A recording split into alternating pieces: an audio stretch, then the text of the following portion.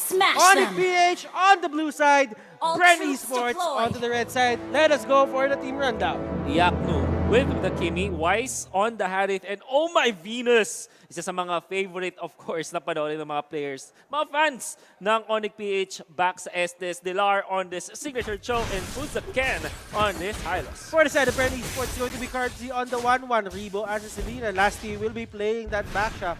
Few Sicilion and Coco as the X board. Now, this is very interesting. Look at the pacing na ginagawa dito ng Onic PH. It really looks like they want to go for this invade. Yeah. This might be the first fight. Palitan ng flame shot's not gonna hit so far, but the purple or the blue buff, it's gonna be in favor of Wise, who actually went for retribution at this point. Classic. Kung i-cover mo dito yung date nung araw na nangyari tong laban na to, you would imagine that this is like Season 4 Onic PH, kung saan sikat na sikat yung Estes nila. They are always getting either Harith or Lunox kay Wise, and then Iakno with the Kimi. Kung usapang comfort lang, Butters, you will have to favor Onic PH for sure. Yes, of course. But Bren Esports, they have the answers as well.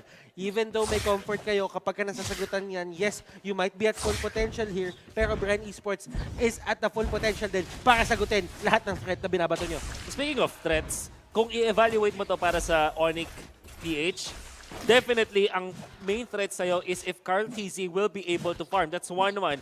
Although napakadaling i-pressure when it comes to the late game, it's very scary. And then you have Rebo on this Selena. Lastly with the back siya, might think ang talagang kailangan mong bantayan dito or Onic PH is to not let Carl TZ farm. But it seems like hindi pa yun ang talagang imamanage ng Onic PH. Para naman sa Bren Esports, they have a lot to think about, honestly. Although, alam natin na Kimi and Harith, hindi na sila ganun kasikat sa meta in terms of like picking them. For example, Harith, on the hands of one pitch, okay lang. Hold that thought, Iakno here. Tinatansya ni Lasty, pero Lasty will just back out. He will force out that Zaman force. Onic PH, they're doing a great job securing objectives na gusto nila. Because Kimi lineups tend to really like these objective stakes ng maaga. And not to mention, meron pa silang Harith na kaya mong, of course, gamitan mo na ng Zaman Force and you'll be able to push. Courtesy of the Chrono Dash. Body system para sa Onic PH. May stuns collecting left Venus and right. getting Oh caught my out. Venus on the right side. This is what you get. The sustain from Oh my Venus. He's still alive at buhay na buhay pa rin. Lasty in a very bad position. Lasty ang naipit. Stun hindi tatama and that's gonna be the first blood. Onic PH gets it. This is a high-level Turtle game. resurrecting Look at that soon. collapse. Napaka-solid ng ginawa ng Onic PH dito. It looked like they were at a bad position. Pero sabi nila, tara, regroup tayo. Bren Esports, kayo yung matkukuhaan namin na kill. At hindi pa dyan natatapos ang magandang moves ng Onic PH because after that kill, doon kay Lasty, Bren Esports didn't have the right to defend against this invade. And Onic PH once again nakakuha na naman ng blue buff advantage over Bren Esports. That's why lamang na lamang sila. 9K ang kanilang gold. Cartesi, tinatamaan dito. Buti na may paano tumama kay Wise. Kung hindi, that will definitely be a dive para sa Onic PH. Looking at Onic PH right here, sila lang ata yung team na hindi sumuko sa isang Harith na talagang consistently na pinipick up nila. Well, for the side of Bren Esports, sabihin na natin na medyo nawala na sila doon sa dati nilang mindset kasi talagang bagong-bago yung team nila ngayon. But right now, Bren Esports, they need to find an answer. And the turtle will be slain here by Wise. Wise dito nagtatakbuhan sila and Wise really wants to take down Coco. Coco will go down. Will there be another casualty here? Back siya mga kaibigan. Request Pinipilit backup. tangkihin pero hindi kakayanin nila Lasty. Man. They will just back off. I think Bren Esports really fell into the trap that the Onic PH set. Hindi nila binan yung Selena knowing that Bren Esports will definitely pick that up. At nakikita natin yung Onic PH, the perfect answer for Selena-based drafts. Selena, gusto nila makakuha ng stun tapos makakuha ng kill afterwards. But you cannot do that with an Estes available for the team. At ang ginagawa lang ng Onic PH dito, only relying on one tank, Fuzaken, with Revitalize and Estes in there, surely hindi mo siya mapapatay. And we can see that happen. Now, pag nasa harapan si Fuzaken, hindi makaporma yung Bren Esports. Yes, that is true. And one of the things na kailangan bantayan natin is Selena can't really commit on a 4-man rotation na ginagawa ng Onic PH. It's like, kapag kami tinamaan dito ng isang pana, ready yung tatlo para isalba yung teammate na tinamaan ng panang yon. And doon papasok yung Onic PH. Kapag nagkamali ng pasok dito yung Bren Esports, sila ang magpupush pa front. nakikita natin the Bren Esports are struggling with, in terms of like, controlling yung mga buffs. And Onic PH, they're taking advantage. Venus? Oh, may Venus tatamaan, pero it's okay. Lasty, ang target dito ni Wise. Can he take him down? Yes, he can. At syempre, may heal pa nga. Hindi na kinailangan dito ng suporta. Wise with the Little Wanderer will be able to survive. And for the third time in a row, Butters, third buff, papunta na naman sa Onic PH. At si Pew, makikita pa nga huli ng Onic PH. The rotation here from Onic PH is so solid in a way na hindi alam ng Bren Esports kung paano sila sasagot dito. Onic PH, alagang Venus. Alagang Venus ang pinapakita dito ng Onic PH squad.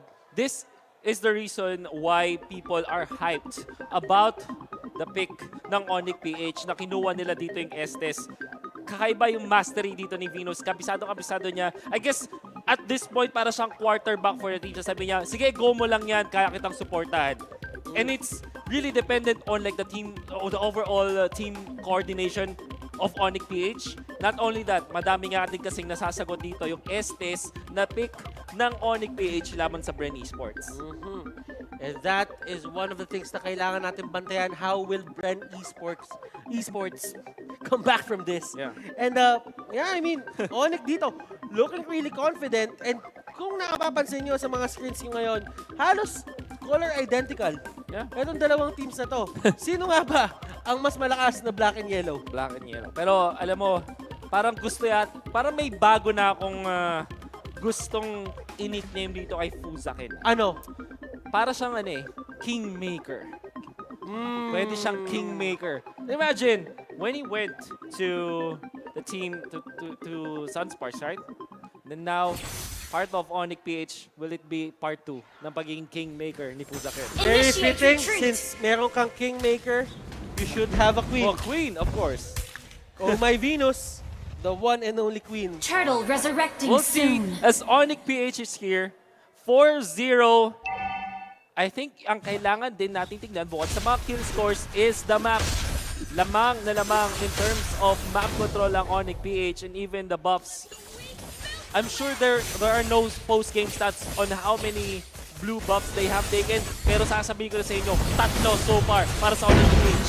Ito yung tinatawag na gutom days para sa side ng Bren Esports in sa aspeto ng mga buff. Yeah. Pero kasi Bren Esports naman dito, they do have the 1-1. So, that only means na kapag itong 1-1 na to nakuha yung farm na kailangan niya, I don't really think Onic PH has enough firepower to outlast or outshine ang isang 1-1. So, ang kailangan nating isipin dito is, can Bren Esports, behind 7,000, can they still come back? Ang natural na answer is yes, because they have Cecilion and 1-1, very good in the offlane, pares forever scaling type of heroes. Question is, aabot pa tayo sa point na yun. Napakalaki na naglaban ng Onic PH.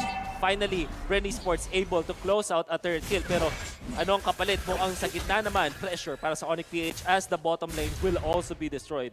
This is a lot of pressure para kay Coco. Kay Coco nakasalalay ngayon kung papaano maayos mga kaibigan. Etong setup, Dilar trying to go for card C and card C.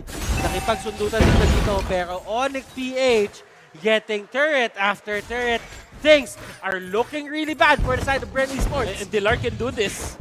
Of course, Carl TZ is one of the best players out there. Hindi din ganun kadaling ulit. Oh! The flicker will be there. Crossbow will be used, of course. Carl TZ outplaying Dilar at that point. But medyo may nakaabang. Yakno, is he gonna do this? Will this it? Not gonna land. Carl TZ able to get away. Killing Pero spree. sa gitna, why? Killing And spree. And they will take down 1-1. This is a 7-minute 37 or the 7-minute Turtle 40 resurrecting buff soon. again. Pang-apat na beses Onic PH. Few mukhang sobrang kaunti lang nakukuha niya ngayon sa game. Know what? Being denied 4 times nung blue buff mo, that will really hit hard. Yes, but you have to keep in mind, nag-stuck din dito si Cecilion. Yeah. So that means they have to end this fast or else Bren Esports will actually have enough firepower to win even without the lead, even with like 9k gold advantage for the side of Onic PH. Wala silang iisipin mamaya. If that happens, that will only happen kung makakabawi pa rin ang Bren Esports. Kailangan they have to last until the late game. But Onic PH might not let that happen. I mean, nakikita mo yung control dito. Surely nakakuha sila ng stumble dun sa may top lane.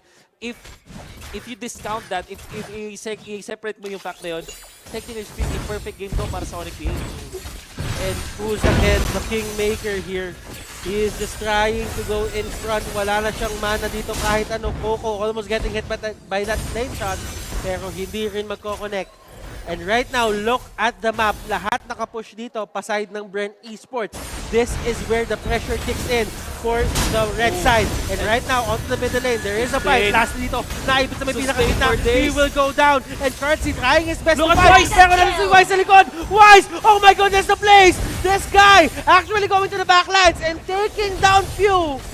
Wow. Bren Esports, what can they do? There is nothing that they can do right now. 19 seconds, nakulang sila. Masasaktan dito si KarTG. Buti na lang, hindi siya napatay habang stun. But in the voice with the Summon Force, Last Insanity use shutdown to Sakimi. Pero anong kapalit? Oh my Venus, gonna be killed as well. KarTG gonna be chased down. And that's 3-4-2 para sa Onic PH. Kasama pa yung Torre dun sa may taas. Kinakatok na ng Onic PH ngayon yung base ng Bren Esports. 9-3 ang score natin. Almost 10 minutes into the game. This is bad for the side of Bren. What can Bren do? They're running out of options. Una sa lahat, hindi sila pwedeng kapitasan. They always have to play with the man advantage. Yun nga lang, Onic PH, hindi sila nag-iwalay dito. I think for Bren Esports, kailangan nilang i-peel yung Onic PH. Just like what they did kanina. But keep Few safe as well. I think yung fact na yung Onic PH, laging nahanap si Few during sa crucial team fights, doon na sila nangyayari. We can see soon that Onic PH will overtake 10,000 in the bank para sa Onic PH. Yan ang kanilang kalamangan ngayon laban sa Bren Esports. And Dilar with the Cho, sobrang talented niya dito sa hero na to. Parang Cho and Dilar, parang natural player siya ng isang Cho eh. Bukod pa doon, meron pa dito tayong signature Wise Harith. Yes. Then Oh My Venus Estes. So, like we said, this is really a comfort game. Comfort game talaga para sa Onic PH. And kita mo naman yung ML na ML. Alam mo ba, parang iniisip ko dito, dapat bang binigay ng Bren Esports itong mga heroes na to? Just seeing na may backshot sila. And right now, backshot is actually a non-factor. Even though sabihin natin parang maladek sa Lace of Durance, yung kanyang passive dito, it doesn't really add up because Oh My Venus is still doing better. Big shoutouts pala kay Manji na nanonood sa atin ngayon. Feeling ko, ang hand of the queen, si Wise. The hand of the queen, si Wise. Always there beside the Oh My Venus for the longest time. Kaso pwede siyang maging king eh. We'll see. Alam mo, diba yan yung mga inaalalayan kasi nila pong sakin eh. Pwede. We'll see. Ang malaking problema ngayon ng Bren Esports is how to defend against this bombardment mula sa Onic PH. You still have a lot of range advantage para sa Onic. Look at Fuzakin here just toying with his enemies. Parang talaga nagtuton talaga siya. And it's part of esports, mga kaibigan. This is a mental warfare. Kung pag sinasabi natin na parang if you actually take it to the head ng mga kalaban mo, there's a chance na mas madami silang mistake na magagawa. But right down to the middle lane, Turret will go down. Here comes the charge coming out from Onic PH. Onic PH, will they try to end this? May bottom lane pa tayo. The Lord is onto the top lane. They can actually force this. And this is going to be very hard. For the side of Bren Esports, Look at the heal! Boy pa rin! And look at this! Oh no! Still alive! Summon Force gonna be used finally. Fuzakin falls. Last Insanity. Wise almost falling. Para si Coco, medyo mapapatumaw. Lasty with the roll, but it's not gonna be enough. The Lord knocking onto the base. Onic PH bask in her glory as they take game 1. So convincing.